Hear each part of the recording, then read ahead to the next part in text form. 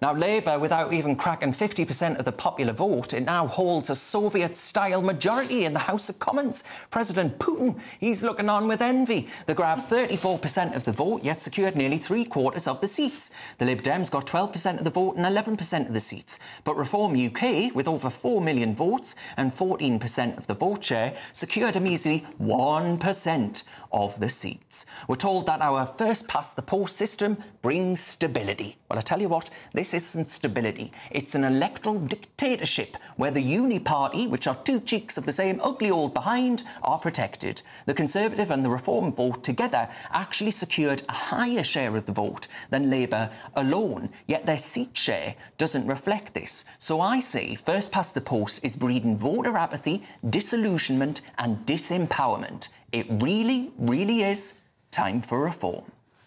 Now, Ben Leo, I don't know your position on proportional representation. Do you agree with me that this election was totally stacked against the public? Yeah, I agree with you. There's a uni party, you've got the Conservatives, you've got Labour. Every decade or so, they'll change colours, but really it's the same team behind the scenes, just a different manager. And the fact that Reform and even UKIP back in the day can get 4-5 million votes and a paltry number of seats in Parliament is nothing short of a scam. So Reform in name, Reform in nature. Hopefully people, you know, like the Lib Dems, the Greens perhaps, will get on board with Reform over the next 5 years and really push again for another vote, because I know we had one in 2011, which was, at the time, rejected. All right, here we go. I'm throwing myself into the lion's den because everybody else disagrees. Emma, I'll start with you. No, we don't normally disagree with each other, do we, Darren? No, I understand the arguments for it, because time and time again we do see, you know, you get a large vote share and it doesn't translate into seats, and it seems obviously unfair that the Lib Dems should get so many seats with less votes than the Reform Party, the disparity being so huge between 5 seats and over 60 seats. But at the same time, I think for me, the issue with PR is that, firstly, when you look at the way that it functions in other countries like the Netherlands, you don't always end up with the most democratic situation, because you end up with all sorts of coalitions, and sometimes it's the smaller parties going into coalition against the party that more people voted for.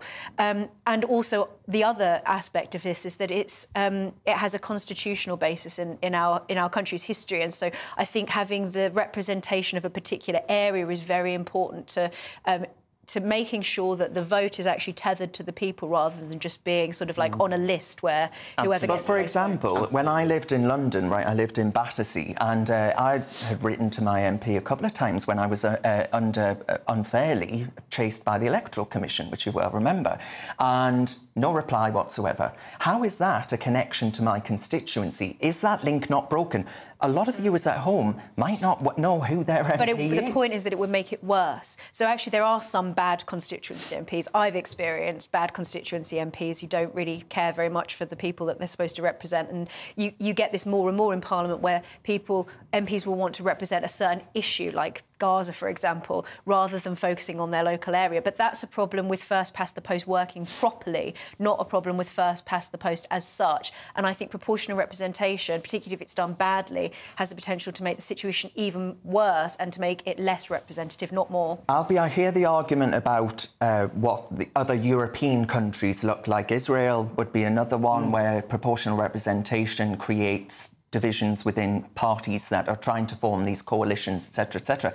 But many would argue, well, hang on a minute, we had that in 2010. We actually arguably had it in 2017 as well. Britons are already voting like we have proportional representation.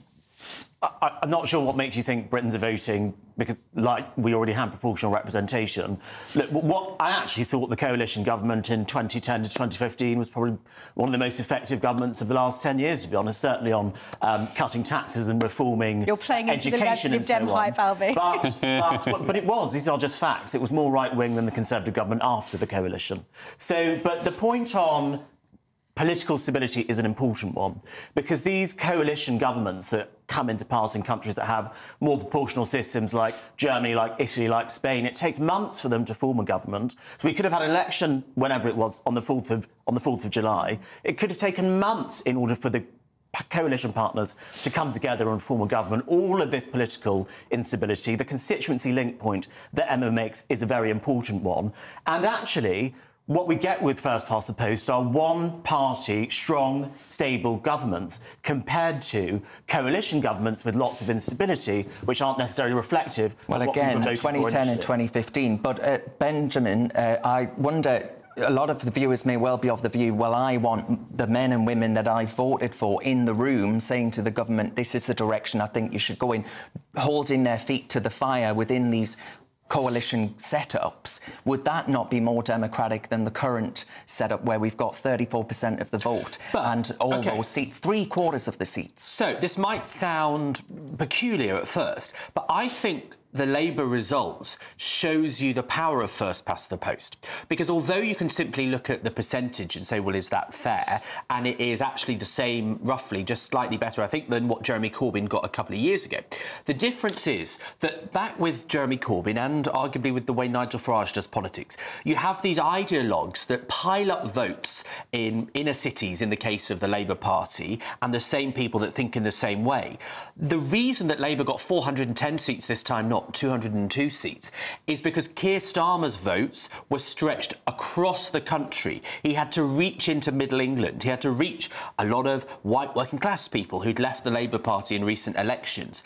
And that was because of first past the post. If we had PR, then Jeremy Corbyn, certainly in 2017, could have got much closer, if not take power. And I don't think that's good because this forces a political party to reflect the breadth of the country. I'd also say Emma's absolutely right about the constituency link. Truly, I hate to say it. But, Andrew Rosendale, who's just been returned as the Conservative MP for Romford, there is an example of someone that would only want to represent that area. He's actually who I had in mind as one of the best constituency MPs there could possibly be. Exactly. We found one out of 650. No, but there are plenty like that. A lot of politicians aren't grand careers. All right. And I think we're better off for that system. Okie doke. I'll leave it to the viewers to decide. Have you got what it takes to be a reasoned presenter? Well, send us a short clip of yourself to join@reasoned.uk and we might be seeing you on this very channel very soon indeed.